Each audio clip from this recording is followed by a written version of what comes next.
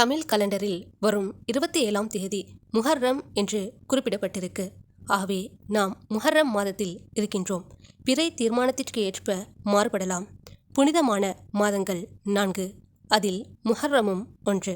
அல்லாஹ் கூறுகிறான், வானங்களையும் பூமியையும் படைத்த நாள்ல இருந்து மறும நாள் வர நடந்தேறும் அனைத்து விஷயங்களும் எழுதப்பட்ட அல்லாட பதிவேட்டுல உள்ளவாறு. நிச்சயமாக மாதங்களின் எண்ணிக்கை அல்லாஹ்விடத்துல ஒரு வருடத்திற்கு 12 மாதங்கள் ஆகும். அவற்றில் 4 மாதங்கள் புனிதமானவையாகும். ஆகவே அவற்றில் நீங்க வரம்பு மீறி உங்களுக்கு நீங்களே அநீதமிழைத்து கொள்ளாதீங்கன்னு.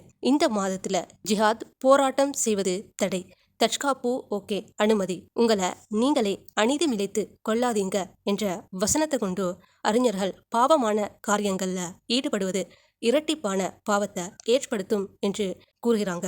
ஒன்று பாவம் செய்ததற்கான கூலி, இன்னொன்று இந்த புனிதமான மாதத்தை வீண்படுத்தியதற்கான கூலி.